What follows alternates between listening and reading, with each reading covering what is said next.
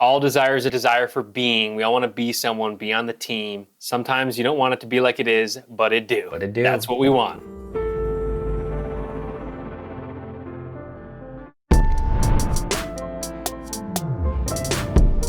Yo, let's go.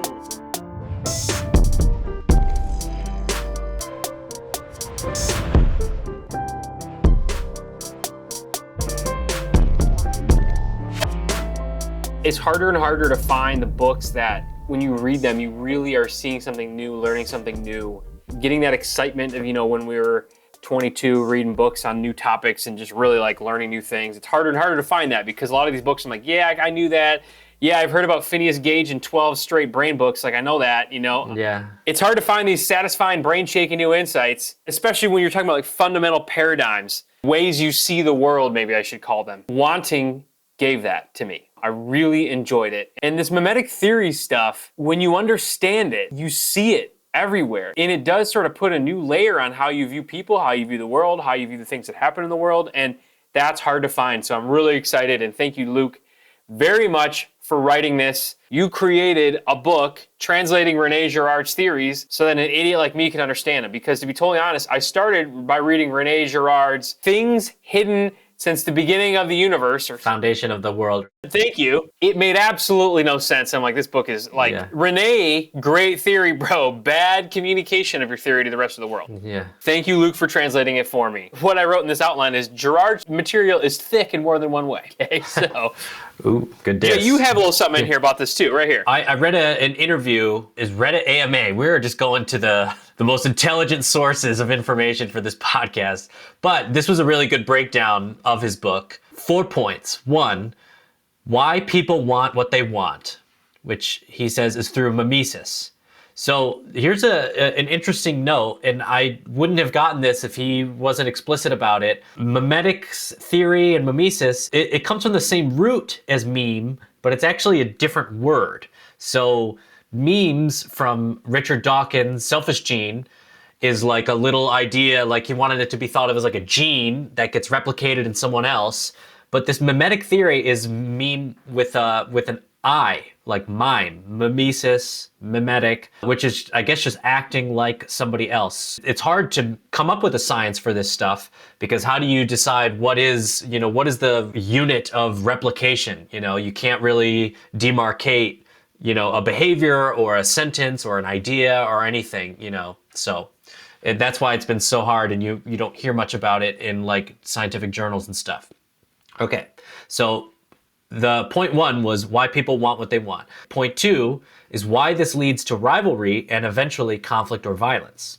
Point 3, how societies have typically resolved the chaos of memetic crises through the scapegoat mechanism. That's Girard stuff.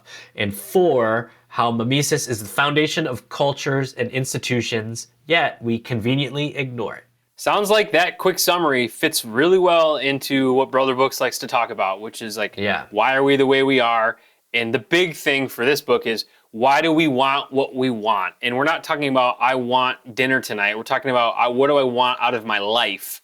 And why do I want what I want out of my life? There's a lot of different options I could have in life. Why do I want what I want? So where that comes from, the desire that we have for our lives, that's pretty important influence on who we are, on the culture that we've created for ourselves, and memetic theory is driving all of it. So that's really when you talk about foundational insights, if you want to talk about why people do what they do, that's like the most foundational insight you can have at all. So huge thanks to Luke. I gotta chirp him though. Memetic theory is incredible. The book Wanting, book's okay. It's a bit wanting. You got wanting is wanting. Ooh, nice. Maybe this is what his editors told him he had to write. I'll give him the benefit of the doubt, but like he's got a lot of personal anecdotes about like his startup life. Anecdote heavy, yeah. So we're skipping all the anecdote stuff, his relationships with the Zappos guy.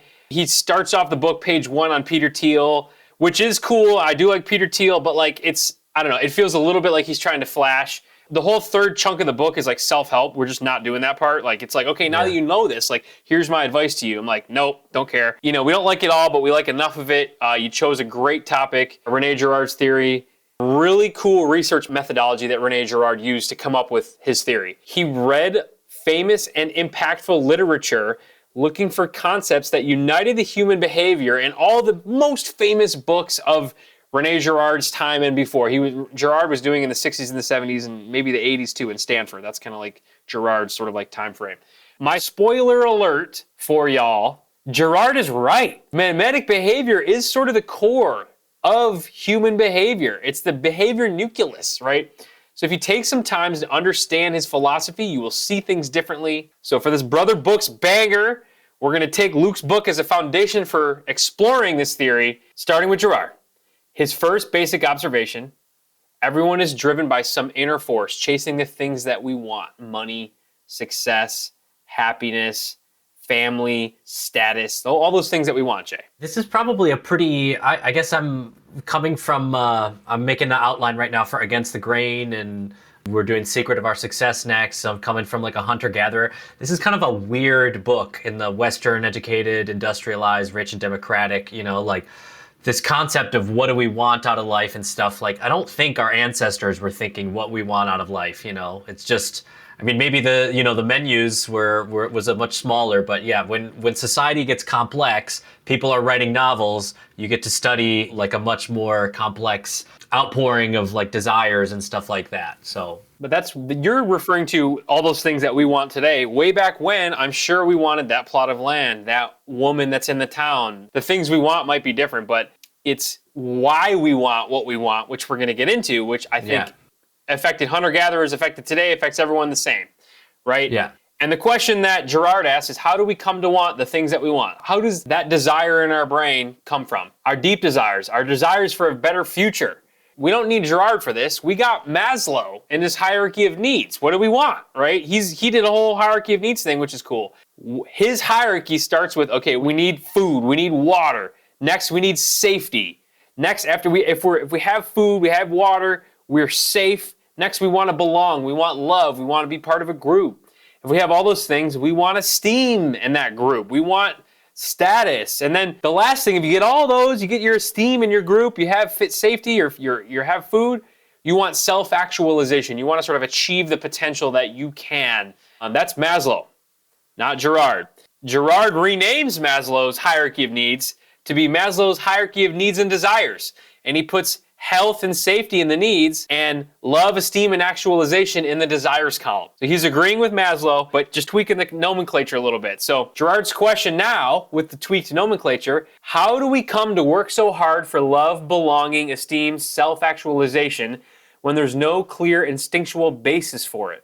We know that we all ache for these things. These things drive our behavior. Seems like a good place to start if we're going to be evaluating human behavior, Jay. Yep, so let's do the introduction, social gravity. Social gravity is a great way to frame memetic theory. René Girard says our innate desires come from human social behavior defined as memetic desire. Here's a quote. Memetic desire draws people toward different things. This movement is a mimesis. It is to psychology what gravity is to physics. To program our deepest desires, we subconsciously choose other people and mimic their behaviors and mimic their desires. Girard calls the people that we mimic models. And to really understand how deep this theory goes, you need to see the memetic desire in yourself. So we're going to start with a little self-awareness project right now. Big house, nice car, fame, work satisfaction, good body. We all want those things, and they're influenced because we're comparing ourselves to other people all the time.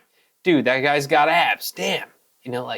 Man, that car looks sick. I wish I had that car, right? The story that we might tell ourselves, I want things entirely on my own. It's not because other people want them, it's because I want them. I'm uninfluenced by others. I am the sovereign king of deciding what I want. And Girard and Luke are also telling it, that's just not true. No one really reflect at yourself what you want and realize that you're modeling other people that are further along, further ahead than you, and mimicking the things that they want. And that's what you want too. So the truth, our desires are derivative, mediated by others. Realizing this is the first step on the path to understanding how society as a whole functions. You can't understand society unless you understand how you yourself function. And we're trying to point it out there. So Jay, what do you think? Do you agree with that? Oh yeah, that's our bread and butter. You say that the creature evolves for its environment. Our environment is a social environment. So we're just completely from the ground up evolved to check other people out and copy. And I mean, that's the whole point of Secret of Our Success. The secret is that we copy behaviors of others. But in the beginning of Wanting, Peter Thiel even mentions he thought, oh, dude, I'm better than all of that. And he says the flattery of self-sufficiency is powerful. So think about it for yourself. If you're listening to this podcast right now, think about it for yourself. Really, what do you want? How do you know that's what you really want? And personally, from me, understanding my own mimetic desire has changed my personal desires and helped me reinforce other ones with a clearer mind. When you really stop to think about what trajectory I'm on, why am I doing the things, why am I working the way, why do I, it really does kind of help you see. So in the introduction, he introduces a mimetic concept called models. We just touched on it. These are the people we subconsciously mimic. They can be families, friends, peers, celebrities, whoever. So like back in the hunter-gatherer days, whoever was bringing home the most meat, that's a model. If you're a little boy or girl, that's your model. Like I want to be a hunter, boom. If I want to sew the best clothes, I'm modeling grandma or whoever. You're calculating their competency and then modeling the behavior of the competency that you want to achieve. And I suppose a question that we're going to get to is, what kind of competency do you even want? And, blah, blah, blah. It's just mimicking all the way down. Oh, there's a whole ladder of competency that we're going to discuss too. So where do our desires come from? Mimicking people that we want to model. That's where our desires come from. We're mimicking other people's desires. So that was just the intro. Part 1, Power of Mimetic Desire. Chapter 1, Hidden Models, Romantic Lies, Infant Truth. So when we talk about mimicking human models, what are we saying? What we're saying is we all subconsciously select these models that we use to benchmark our own choices and behaviors. 2 different examples of models influencing our behavior. Great one, we love our boy Julius Caesar. Everything he did his entire career was driven by the deep desire of one-upping Alexander the Great, right? Mm-hmm. I came, I saw, I desired because Alexander desired, and I conquered. You know what I mean? That was really Julius Caesar's story. Mm-hmm. You've heard the story about him crying on his 40th birthday at the feet of an Alexander the Great statue. Alexander did this when he was only 32. I'm 40, I'm an old man, I haven't done anything. Dude. Alexander was jealous of Hercules or Zeus or something. There was a story of him being, oh, I'm no Darius. Or on the opposite end of mimetic behavior, you're shopping at a store, you look at a shirt, you go past it, and then your friend is behind you, and they're like, oh, dude, this shirt's sick. And then you're like, whoa, that shirt just upped its cool factor by a factor of 5 because your friend thinks it's cool now. That's a very micro example, right? I have a good anecdote for that. So I'm an artist, and when I'm selling a piece, the absolute make or break is a friend's opinion. It's 100%. Doesn't matter, husband, wife, it's well, I really like it. Friends I love it, boom, it's sold. Friends it doesn't match, boom, not sold, It's unbelievable how powerful a friend's view on artwork is, because, especially artwork, because that's when you're who the hell knows what I'm supposed to be doing, so I just want to do what they want me to do. Jay, seems like you should hire a person to walk in and when someone's close to buying and be like, wow, that's an incredible piece. I just need to hire their close friends to come before the potential buyers. True. That would be the real game changer. So all of humanity is founded on the mimetic behavior of Eve. She mimicked the serpent eating the apple. Did Eve do that? Did the serpent mimic eating that? He ate the apple. Oh, Mom, this is so good. You should have one too. I'm so much knowledge. Mimicking your behavior, right? Girard says... the danger is in not recognizing that you're copying somebody's behavior. Yes. Which is a hard... that's equivalent to this is water, It's you're a fish, we're in mimetic water...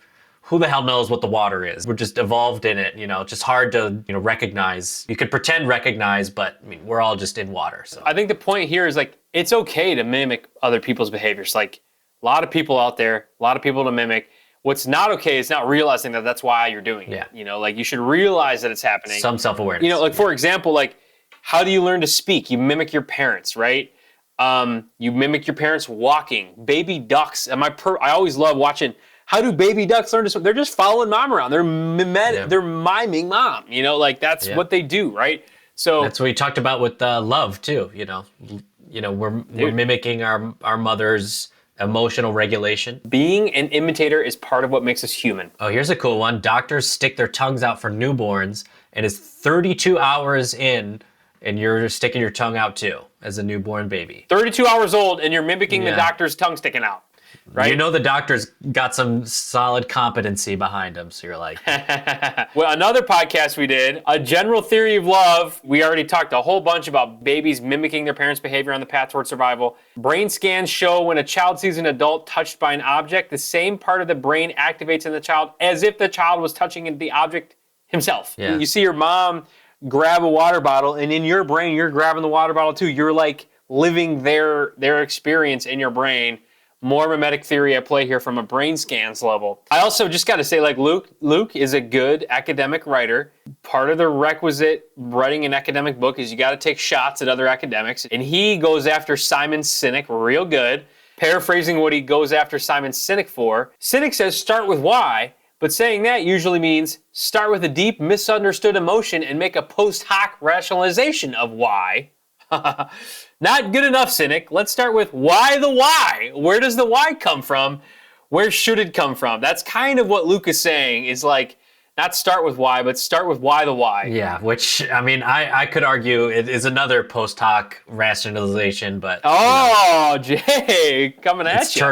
Turtles all the way down. Yeah, you can see our own mimetic desires through introspection, which I'm iffy on. I don't know if we can, but you can also see mimetic desire at play in the world at large. The entire worlds of marketing and branding are the obvious ones. The brand has an identity, and they just show an identity related to the brand. This is a good little anecdote. 1920s, taboo for women to smoke cigarettes in public. So they get some really cool looking, the hot young style makers in their 20s to smoke in public. It was on Broadway in NYC. The executives at Lucky Strike Cigarettes wanted to change this unspoken rule, the taboo on no women smoking in public. 30 influential NYC debutantes, which is the ancient word for influencers. Love that. Yeah. Vogue found them and paid them to walk and smoke during the 1929 Easter Parade. Sick. Debutantes had exact instructions to light up between 11:30 a.m. on 5th Avenue between 48 and 54th Street. Dude.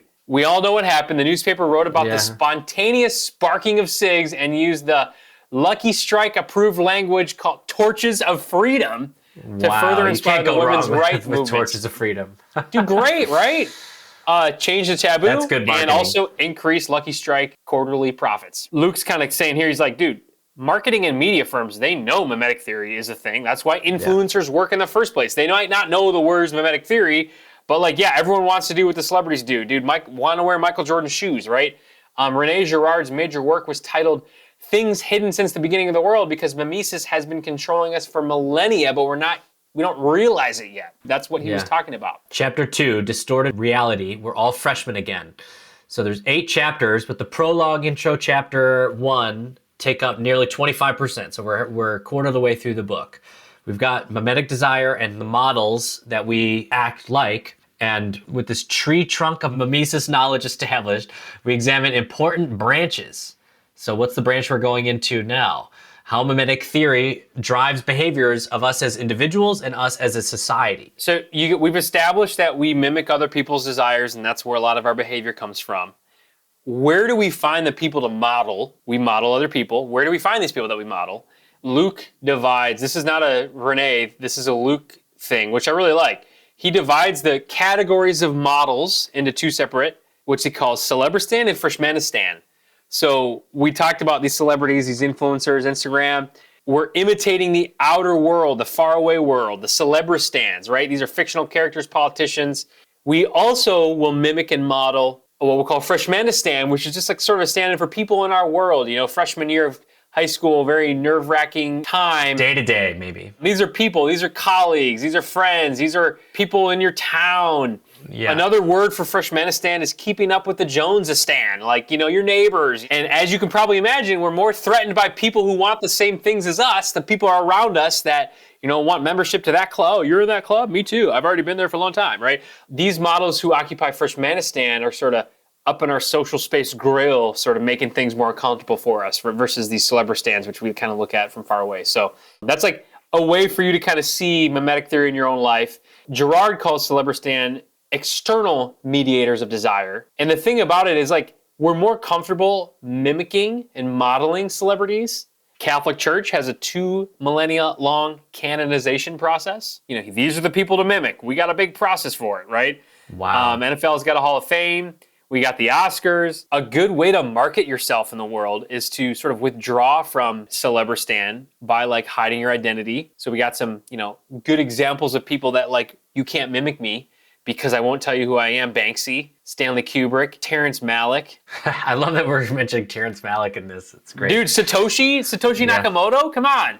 Apparently I think people are starting to know who Satoshi is. I don't remember his name now, but I think it's coming out more. The guy died of a rare disease in 2011 or something. Okay, Celebristan is one source of models. I'm pretty sure that those the stands come from Nassim Taleb, who talks about Extremistan and normal stan. So like Celebristan is obviously a power law distribution where like a few people get all of the mimesis, the Taylor Swifts and the Kanyes and stuff. And then the normal stan is your Dunbar number level of you're dealing with 100 people or so. So here, your models are gonna be harder to identify in your town. This one is a little bit sneakier with your models because you're not gonna notice who you're modeling.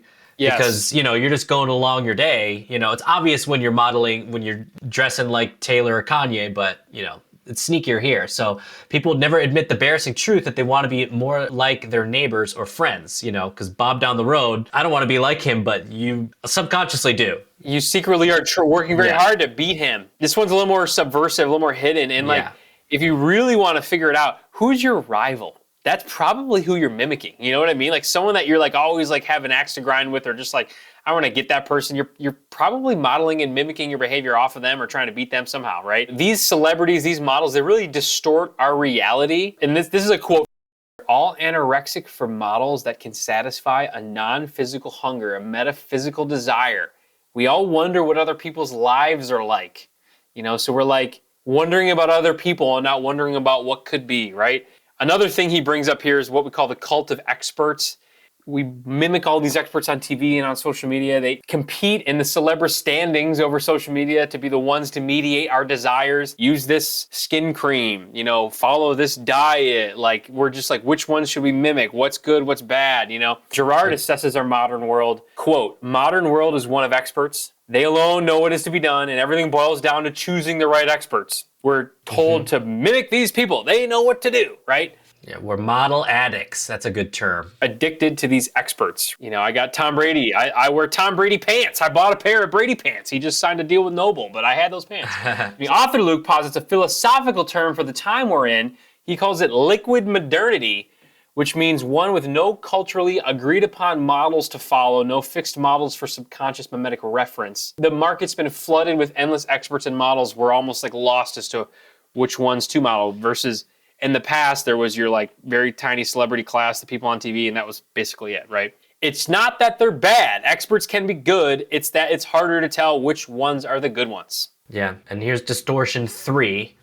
Reflexivity, which is actually another concept that I came across in Taleb, but this is from George Soros. So here's a George Soros quote. In situations that have thinking participants, there is a two-way interaction between the participants' thinking and the situation in which they operate. Like a stock market, like everybody thinks something, it's gonna happen, so it does happen, like a self-fulfilling prophecy sort of vibe. There's no ground truth because the ground truth changes what the ground truth actually would be. So it's like an ever shifting sort of phenomenon. So if you think about this reflexivity concept in your own life, we bet you'll find some examples where your behavior was really driven by your response, reflection, reply from another person in your own Freshmenistan. How in control of your behavior is your rival if your rival does stuff and it gets you to do stuff in return, right? Like they're pretty much in control of you, if you're responding to what they're doing. Everything that we do or say is mediated by our imagination of what effect our words and actions would have on the recipients of what we say. Quote, people's willingness to speak freely depends upon their unconscious perceptions of how popular their opinions are. Truth. Easy, right? Yeah. And quote, in situations where desirous participants have the possibility of interacting with each other, there's a two-way interaction between the participants' desires. Another example, let's bring it back to earth a little bit here, dude. West Coast Snoop, Dr. Dre versus East Coast Biggie and Tupac. They were like rivals, but basically doing the exact same thing, mimicking each other's behaviors, right? And that escalating rivalry eventually led to the death of Biggie and Tupac. There's a quote that I think about all the time. The narcissism of small differences. When you're in a tiny community, could be the exact same community. Like, what was that from Sapiens? You know, there was like a huge war in Germany. It was between this congregation and this congregation, that Jesus is the Lord of Peace. No, Jesus is pure good, you know? And yeah, dude, that's a great, I think that's in... that was Sapiens. Yeah. Two different interpretations of the Bible led to a mass war in like the 15th century. Well, and the closer you are in your interpretation, at the same time, that can heat up the rivalry. Okay, distortion 4, mirrored imitation. What do all hipsters look like? Why does nobody identify themselves as one? That's a good one. You could tell one when you look at it. The ones who would look like it wouldn't call themselves a hipster. Yeah, you missed a syllable in there. It's why do all hipsters look alike? Alike. It is a weird observation that all hipsters look the same. You know, that's kind of funny. Yeah. But no one would say, oh, I'm definitely a hipster. Maybe some people would, but that would be a odd hipster. Actually, I think that's the meta hipster. Meta? He's like, I'm calling myself hipster. Dude, I love this quote from, this is a Girard one now. If you are someone who has anti-establishment tendencies, Girard's going to cut you deep right here. He goes, quote, the effort to leave the beaten path leaves everyone in the same ditch. Oh, nice, you know? I remember thinking that, you know, when you see mohawks and like tattoos and stuff, like everyone is, differing from mainstream society in similar ways, you know? You're branching out on similar branches because you're mimicking, oh, I want to branch out, I don't know how. Look around, mimic those people, boom. And super duh on this aspect of it, but mimetic behavior is definitely manipulated further by social media. Like, we're finding a lot of people to mimic. More Freshmanistan and Celebristan is pumped into our brains through social media. So here, this is a good quote. The danger is not that we have a slot machine in our pockets. The danger is that we have a dream machine in our pockets. Insta basically is an endless TV channel of models to imitate and desires to model, right? Like, that's just all it is, right? Jay, just referring to a previous podcast we did on Stanford biology professor Robert Sapolsky and his book Behave, which was a summary of all the science of biology and how it can explain human behavior. He doesn't talk about mimetic theory at all, and everything in here is like on top of or different or beyond or, I don't know, aside from that, right? Wow. I've looked into it a little bit because I got interested in this a few years ago, and I think the bottom line is you can't distinguish the real science term. I might be going a little too deep, but a Markov blanket, which is like you put a blanket around a thing and say this is a separate entity from this thing. There's no way to do that with mimesis, you know. It's all just kind of flowing around, and it's hard to study humans. Well, it's hard to measure what people desire for their life. It's hard to measure that. But we're going to get to Secret of Our Success, Joseph Henrich, and he's not talking about what you desire for your life, but he's going to give you a million scientific examples of how you just copy other people's behavior. You know what I mean? Yeah. So it's almost like he's at a lower level, but yeah, you're right. You can't measure desire to be rich and famous or whatever, right? So that's just some ideas of how mimesis can affect our behavior. Chapter 3, Social Contagion, we're going to discuss how mimetic theory affects group behavior. Dude, we've ignored group behavior. Modern science has. Maybe it's harder to measure. I'm a big fan of group behavior. I think I love that stuff. Super hard to measure. None of the famous studies, even a bunch of the studies that we talked about in Behave, don't replicate. It's like, it's a dumpster fire in sociology. I mean, this is the people I'm reading on Twitter. It could be the circle I'm in on Twitter, but man, none of this stuff replicates well. Just really complex. Yeah, well, none of this stuff, not the stuff we're talking about here, but all these group behavior studies I think you're talking about. Yeah, exactly. Because groups are weird, man. Very weird. He starts off with in this chapter, a long story of Lamborghini versus Ferrari. They had a crazy rivalry in the northern Italian countryside. It drove both of them to the peak of the racing world. They're neighbors that hated each other, but they're both obsessed with racing cars. And it was weird because it was like their behavior was mostly controlled by the other guy. So like their desire to beat the other guy basically controlled everything they did. So like their whole life was driven by their enemy, right? And Luke calls being in a mimetic rivalry is like being in a bullfight. In a bullfight, the matador orchestrates the actions of the bull.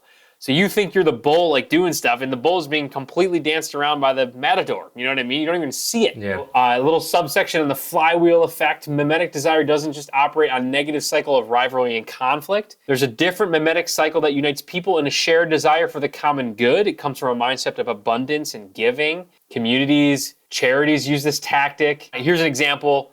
Invent great products, inspire elite people to use these great products, which inspires regular people to use these products, which gives you more money, builds brand power, so you can build more great products. So it's like network effects. This cycle of Memetic and people mimicking can be a good thing too. We're bringing up a lot of examples of rivalries here, but it can be good. So organizations and how their models are chosen has a huge impact on the organization. So yeah, that's one of the, I mean, that's a CEO job, isn't it? Like, here's the model. That's kind of arguably what the CEO does, is like, here's how we decide success in our business. Here's how we define success. Here's how we are. Yeah. We're gonna be like that company. Like, that company does like this, so are we. You know, that's kind of a big part of being like sort of the visionary leader. He brings up the example of the Zappos we talked about before, where they had a flat, no titles management structure. That actually was acting against a fundamental need for defining models in the organization. Be like this person. This person is in charge. If you act like them, you'll do well. So that was one of the flaws in the Zappos organizational model, was it was sort of like ignoring the human desire for models, right? It's kind of an interesting, I don't remember, I read this book 12 months ago, but does he talk about the Tony Hsieh as like an example of someone to, you know, who was like deciding his models well or not? Because I mean, I think the way the cards went down, you know, this guy had trouble deciding what models to mimic and everything. Yeah, I mean, he's showing right there, like, that Tony was ignoring mimetic theory by setting up his company in a way that was antithetical to. Yeah, so nobody knows who to copy. Yeah. So that's a huge example. But hierarchical values of who to model, and we get C.S. Lewis gets in the game here. C.S. Lewis had this inner ring conceptual take on mimesis. Quote, "No matter how wealthy or popular, everyone has a desire to be on the inside of a certain ring and a terror of being left on the outside of it." You know, there's always, I want to be in that club. I want to be part of that group. I want to be in the know. I want to be part of the team, right? And you have this subconscious feeling that, you know, you want access to the right stuff, the right people, where all the cool people go. That's like it's like, that's what I want to be part of. Yeah, there was a really good, we talked about this in Behave with in groups and out groups. Certain hierarchies matter more to us than others. Like, I'm not a good basketball player, so I don't give a shit. But, you know, whatever it is, like, if I was hanging out with somebody who liked world music, I'd be like, ooh, I want to like know more than that person, you know? So everybody's got their little hierarchies that they're super plugged into and are like, you know, more meaningful to their life feeling inside that we generate internally. So we can call that mimetic theory, to, you know, mimicking people's desires to be part of the group. C.S. Lewis calls this his inner ring of, you know, you want to be on the inside. JD, you talked about this earlier. We all use mimetic theory as a shortcut for deciding stuff. And like you said, when people are deciding whether or not to buy your art, they're just like shortcutting, hey, friend, does this look good? I think it does. Like, boom, shortcut. You think so too? That's actually one of my favorite parts about, and I think one of the deepest points of Secret of Our Success, is that like the world and our environment is so complex that we just outsource a ton of our decision making to the people around us, which is why humans have been able to spread to every ecosystem on the planet. I mean, there's no way our genes knew where you're going to be growing up. Our genes just know you're going to be growing up with other people who you can mimic. And chances are, if you're growing up, people have been there long enough to figure out how to survive there, you know? And that's what the modern world is too, in a way. Like orders of magnitude more complex, our environment. So we just shortcut by just mimicking the people around us. And a few people are kind of, you know, pushing the boundaries or creating businesses or creating styles or whatever. But those people are just mimicking and changing and mimicking and changing, you know. So it's just a big shortcut. There's way too much computation going on to do anything on our own, you know.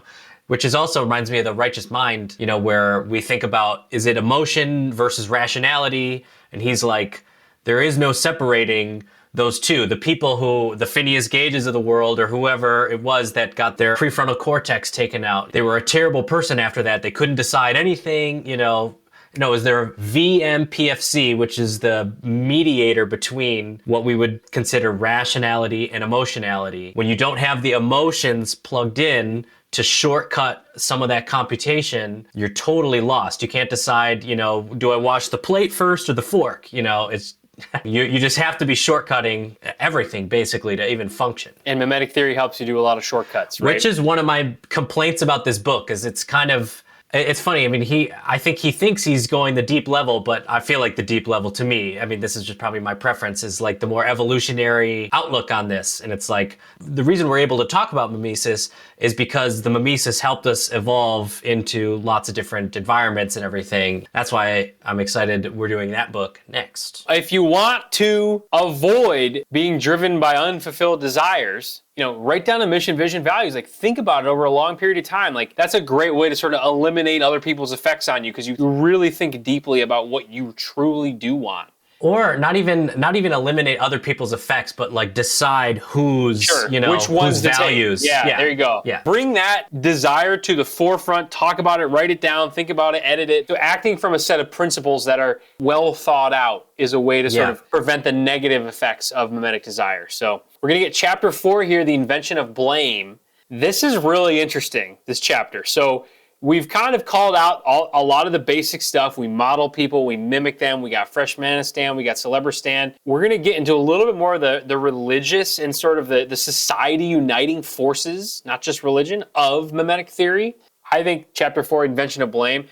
This should have been chapter 4, scapegoats, is like what I should have called it if I was the editor. He starts with the philosophical question, where does violence come from? He posits violence comes from always escalation of mimetic rivalry. War is nothing but a duel of armies of two societies desiring the same thing and mimetic rivaling for something on a very large scale. It seems obvious that human behavior, human nature evolved in the context of competing packs. Packs of dogs, packs of wolves, packs of apes, packs of everything out there. We're definitely a pack animal. It seems that a lot of behavior, which I think our boy Sapolsky and many others would agree, can be understood through the lens of how would this affect my status in my troop, my pack, my team, right? Warren Buffett's partner, Charlie Munger, fellow mimetic theory believer, by the way, said it this way. He goes, greed is not what drives humans, it's jealousy. Jealousy at what our rivals have that we don't, right? We're jealous of others.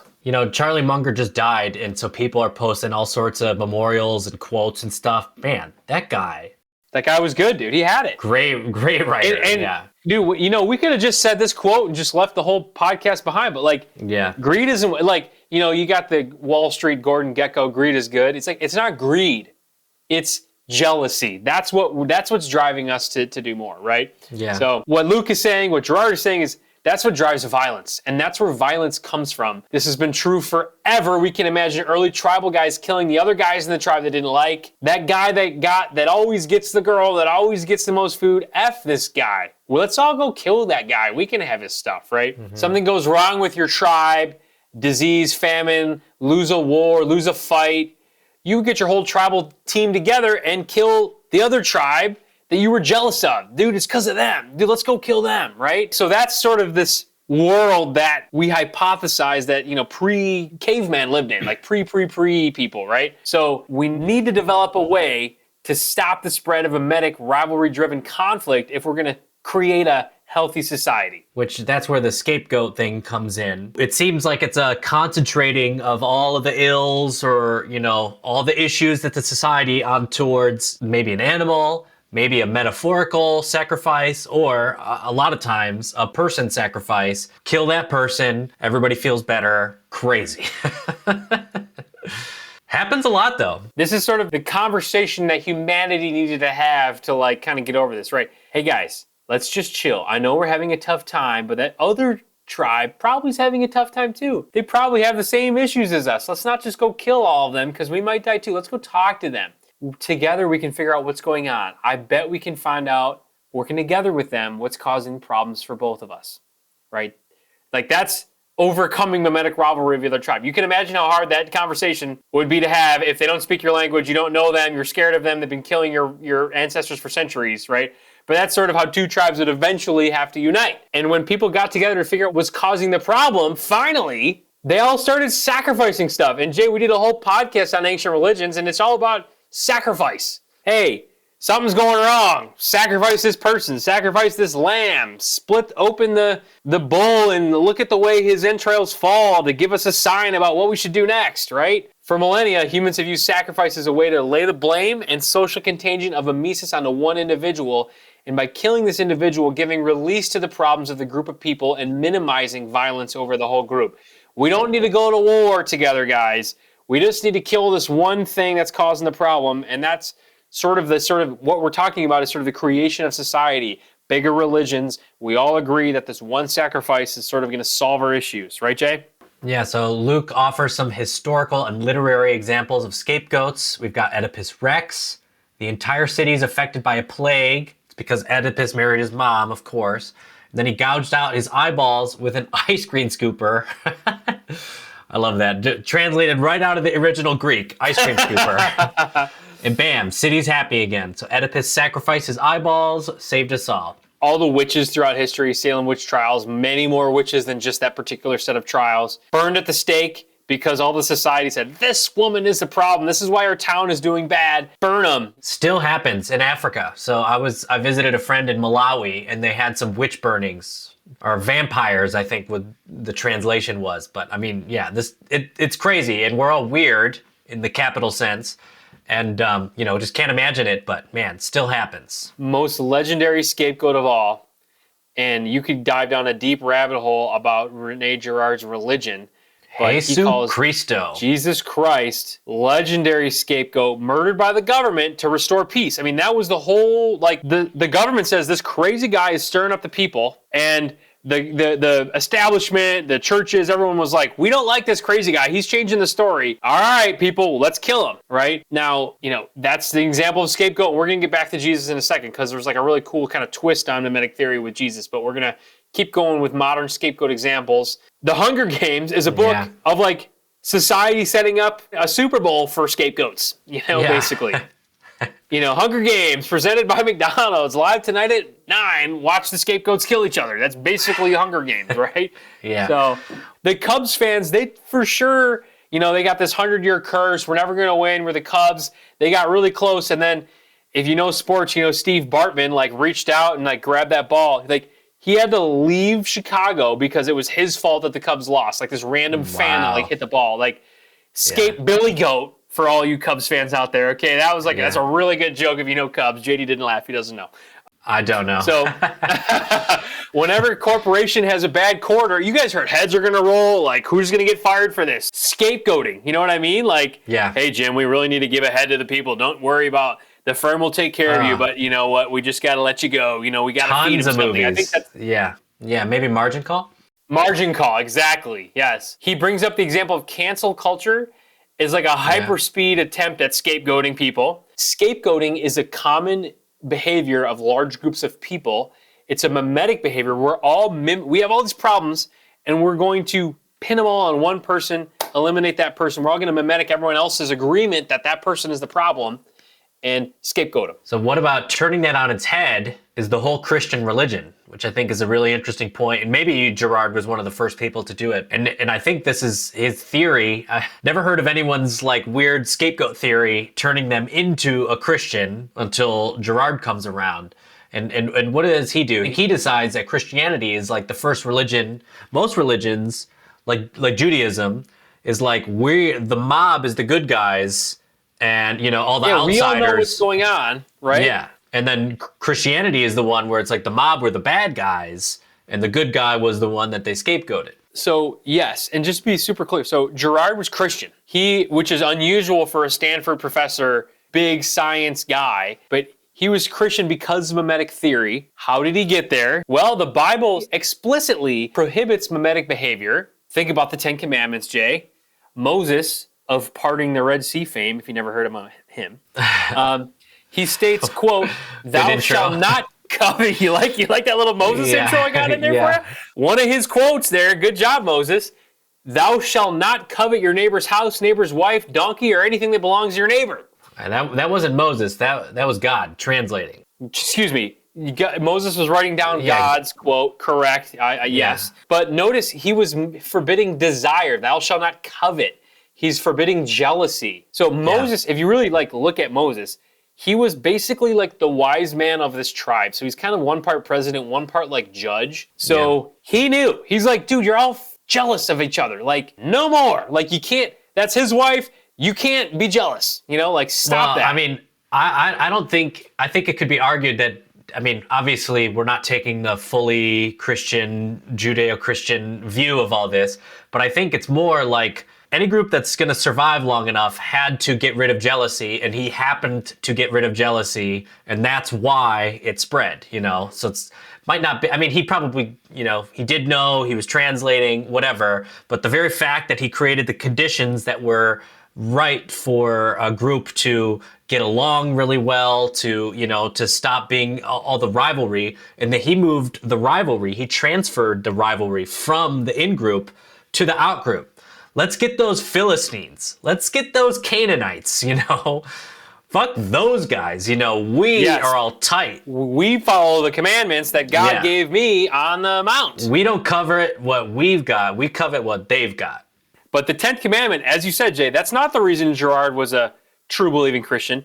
He was a Christian because he believed the story of Jesus was a singularity moment for the human race. As you mentioned, when you look closer, the story of Jesus is exactly opposite of all the previous Greek, Roman, and other common myths. Up until Jesus, the good guys were always the humans, the community, the government, the team, and the bad guys were the scapegoats. That was like every story forever, right? The outsiders, the outgroup. The mob attempted to make Jesus the scapegoat in the story of Christianity, but the mechanism was subverted in a radical way. After the scapegoat was killed, a small group came out and said, Jesus was good, Jesus is alive. The mob was wrong. You ruined the sort of the scapegoat catharsis that you were expecting to get, and people started seeing the story from Jesus's perspective.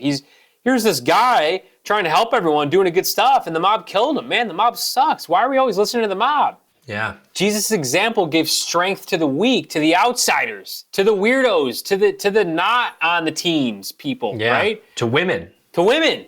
In the Jesus story, we're meant to identify with the crowd, but also recognize the folly in the crowd's thinking. And Jesus Christ is the first story in history, like we said, told from the perspective of the scapegoat. Thank you, Jesus. Because of you, humanity began to realize the flaw of scapegoating. And since now we all accept that sacrificing people is not a good idea, we have Jesus to thank for that. And way oversimplified, this is why Girard is Christian, because he believed the story of Jesus was sort of a last straw of sorts, and sacrifice has been on the outs since Jesus. Like, that story was able to sort of like break the spell that Memetic theory had on the whole planet. Yeah, and we could all think of ourselves as one team, and it's almost like he concentrated all of the sacrifice on himself, is I think part of, you know, and all, he took all the sin and like made it all okay, and so we like transfer metaphorically all of that to Jesus. Already happened, not our fault, but we're sorry, and we try to like make up for it, you know, every generation and blah, blah, blah. So it kind of turns it into like an idea hanging in the sky rather than like we're sacrificing this cow every season for, you know, whatever. Dude, it's the final sacrifice. I mean, Jesus died for our sins. Like, that's what we believe as Christians, right? So it's like, we're done with the sacrifice thing. We sacrifice Jesus, right? Yeah. And this Memetic theory has a major corollary known as the scapegoat theory. We mimic the desires of others. We also mimic the beliefs that a scapegoat is going to solve our problems. We can mitigate this feeling of packed desire for violence into this singular scapegoat. It's like a scapegoat safety valve, kind of. And Girard thinks that this scapegoat safety valve is the source of modern societies. Scapegoating is the way human groups broke through the 150-person Dunbar number size barrier, right? So it's interesting. The religion was of ritual sacrifice. So sacrifice brings this peace, and scapegoating is how warring parties could settle together. Hey, well, let's all be friends here. Kill the goat, kill the daughter, whatever. Like, all right, we're good. There is a crazy amount of sacrifice in history. Like, obviously, the American, you know, we kind of entered the American civilization realm probably a few thousand years pre-industrialization and everything. So we like plugged into like a Stone Age. They're sacrificing. The Shang dynasty, the first dynasty in China, like 3,000 years ago, they were sacrificing like crazy. Thousands of people at a time or something. I'm sure the Egyptians were sacrificing. Mesopotamian people were sacrificing. It's oddly universal. Very weird. He kind of connects it all the way up to the modern scientific revolution. He goes, we didn't stop burning witches because we invented science. We invented science because we stopped burning witches. Like, we stopped blaming the scapegoats, and then like we started discovering reasons for these problems, you know. Oh, actually, there's germs that actually cause this sickness, not the witch down the street, you know. We started looking for scientific explanations for plagues and droughts. right? Girard was writing and philosophizing 70s, 80s, and 90s. He may not have learned the term woke, but he noticed the woke trends way back then and made a very interesting observation about our modern culture and its relation to Christianity. Modern culture says, hey, yo, Christianity, we'll take your defensive innocent victims and we'll raise you. We'll do even better at defending innocent victims. In response, many religious people have taken secular culture to be a mimetic rival. Cool analysis here. Yeah. And once this mimetic rival has been established, you get in irrational thinking. You no longer think rationally because you have this mimetic rival that's like driving your behavior, right? Yeah, that's actually, because I dug into a little bit of Christianity through Tom Holland, rest is history, friend of the show. And, friend of the show. Yeah, that's one of his big points about the rise of Christianity and everything. It took the outsider and made them in.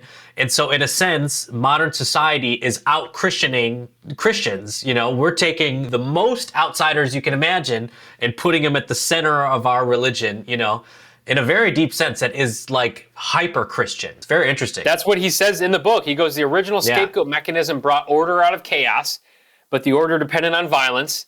The reverse process brings chaos out of order. The chaos is meant to shake up the orderly system that we don't like anymore, right? So it's like this weird reverse process going. That ends part one. Wow. Wanting. Part one. Yeah, we did a lot in part one. We did a lot in part one, and part one is definitely the meat of the book. So part two is a lot shorter. Part two, called The Transformation of Desire, Chapter 5, Anti-Memetic, Feeding the People, Not the System. I start here. The first part of the book is Intro to Memetic Theory. Now we're going to talk about, okay, so how do I prevent myself from acting memetically? What can I do with my life now? Okay, you gave me all this lecture. I'm mimicking people. I believe you. I have these models in my life, my rivals, my celebrities. And it kind of starts with a really cool story. I love this story on Sebastian Bras. I'm not sure how to say this guy's name. Yeah. A chef that trained his whole life to win the Michelin star game. So he was playing desire. What do you desire, Sebastian? I desire to be a Michelin chef. And why did he desire that? Probably because his father had a restaurant with 3 Michelin stars. Who was Sebastian's model, do you think, growing up? Yeah. You know, it's like, duh. Yeah. Sebastian's own restaurant, 19 years straight, 3 Michelin stars. Dude, it's really stinking hard to get 3 Michelin stars at your restaurant. Really hard. All 19 years of his 3 Michelin star life, stressful disaster, worried about losing that star. You know, those judgmental Michelin mother effers, right? I'm sure. One day he had enough. He stopped playing the Michelin game. He said, F you Michelin people, I don't care what you think. I'm just going to run my restaurant. Take your stars. Take them back. Yeah. I have this image of him just like taking the stars and just, you know. That's the TV show version.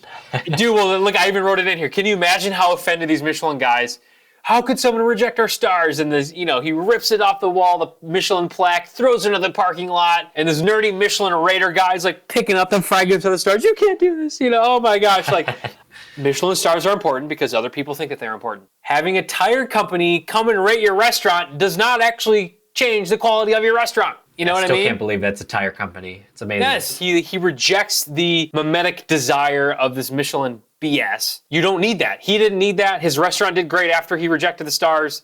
You know, that's just all the cool part of it. So chapter 6 of this book has a very 7 habits of highly effective people vibe. Create your principles. Create a vision for your life. Like really think deeply so you don't act from reacting from other people. We're going to skip that chapter. Chapter 7 is titled Transcendent Leadership and talks about how you use this newfound knowledge of mimetic desire in your leadership. A great quote here, Jay. If you want to build a ship, don't drum up men to gather wood and divide the work. Teach them to yearn for a vast and endless sea. Great. That is a great quote. You know, great lesson in a sentence there. Transcendent leaders shift their center away from themselves toward a goal. These chapters are good. We flew through 6, 7, and 8 because they're not unique to our podcast. They're good, but they're not unique to us. So we'll let you get Luke's advice elsewhere. I love 7 habits. Yeah. I'll say it till I die. So get it there. Get it wherever you want. But Jay, this book is really interesting, dude. Like, it does make you think differently. You can just really see what you want, how you want it, where it comes from. Look in the mirror of desire. And see, yeah, this is like the mirror of Erised in Harry Potter. It shows what you want. And in this case, it just shows other people's mirrors. That's really what he's saying, right? Here in my garage, just bought this new Lamborghini here. It's fun to drive up here in the Hollywood Hills. That's the deep point of the book. That's a good image to get for the book. Is like what you desire. You look in the mirror and all you see is other people's mirrors. Everyone is an average of what you think other people want. Yeah. And I remember I read this book. I'm thinking about Mimetic theory. I saw this interview with Jerry Seinfeld, and I thought this was a great sort of example. Someone asked him, like, how do you know you wanted to be a comedian? And Jerry Seinfeld said, I didn't know I wanted to be a comedian. I just saw these comedians, and I said, that's what I want to be. I want to be those guys. That's what I want, right? So Jerry is describing his own sort of realization of what models he chose for himself. He knew, he didn't call them Memetic desiring models, but like that was like the moment. He's like, I'm going to do what they do because that's who I want to be. I saw them on stage and I saw the identity I wanted. Yeah, that's a good way to put it. That's the identity I want. That's why everyone wants to be influencers, you know.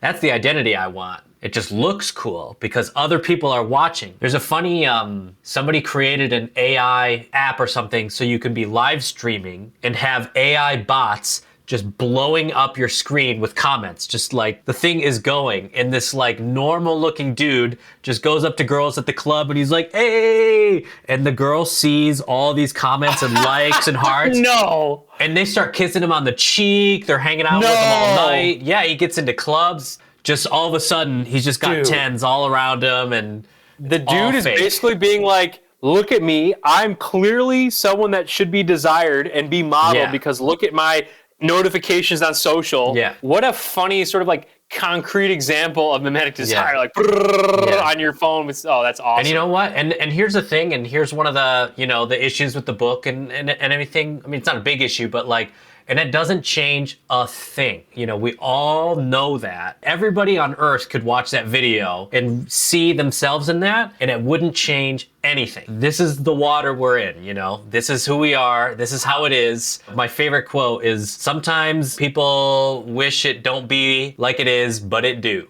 But it do. But it do. Yeah. Wish it wouldn't be like it is, but it do. All desire is a desire for being. We all want to be someone, be on the team. Sometimes you don't want it to be like it is, but it do. But it do. That's what we want. But we got the incubus habit here. Pick up the wheel and steer, you know? Dude. Take the wheel and steer. You know, that song, Drive, you know? Don't let fear drive. Yeah. There you go. Yeah. Don't pick a life because what everyone else wants. Pick it because it's what you want. So that's Wanting, Luke Burgis. Good stuff. Wanting, Jay. Great book. Thank you, Luke, very much. Yeah, thank you, Luke. Opening our eyes. Thank you, René. Rest in peace. It's incredible stuff. We're smarter now.